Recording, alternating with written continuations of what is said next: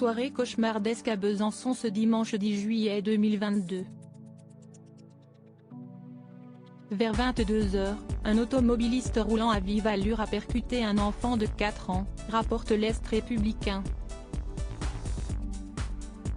Les faits se sont produits dans la rue de Treilles devant témoins.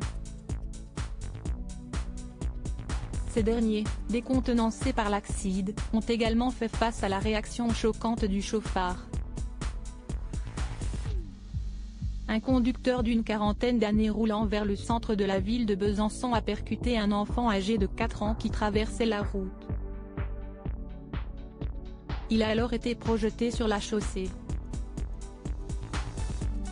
L'homme au volant a arrêté sa voiture et pris l'enfant dans ses bras pour le remettre à un passant. Un autre automobiliste, présent sur les lieux, est resté médusé, jusqu'à ce que la personne qui a récupéré dans ses bras la jeune victime lui demande de le conduire au plus vite à l'hôpital. Pris en charge par les pompiers et l'équipe médicale du SMUR, le garçon qui a été transféré au CHU de Besançon est dans un état inquiétant. D'après France 3 Bourgogne-Franche-Comté qui cite la police, l'enfant a été placé en coma artificiel car il présentait à son arrivée des lésions pulmonaires avec saignement au niveau du poumon gauche.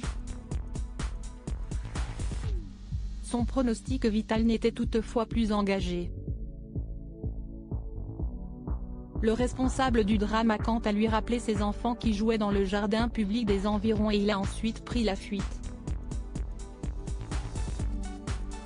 Une autre personne présente sur les lieux rapporte l'Est républicain, il n'avait rien à faire du gosse.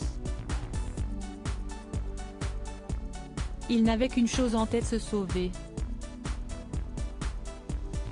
Les investigations se poursuivent, l'homme sera connu du quartier où il fréquente régulièrement le parc de la rue de Treilles. Autre fait notable que France 3 souligne, une adolescente de 15 ans, membre de la famille de la victime, a été évacuée vers l'hôpital, traumatisée par la violence de l'accident. Selon les informations de France 3 auprès de la police, le présumé coupable âgé de 57 ans s'est ensuite spontanément rendu au commissariat accompagné de sa fille. Il a précisé que l'enfant était sorti de nulle part et qu'il ne l'avait pas vu arriver sur la route.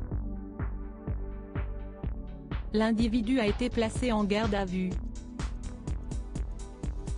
Il a soufflé à 0,0 mg l'air expiré et le dépistage salivaire multidrogue s'est révélé négatif.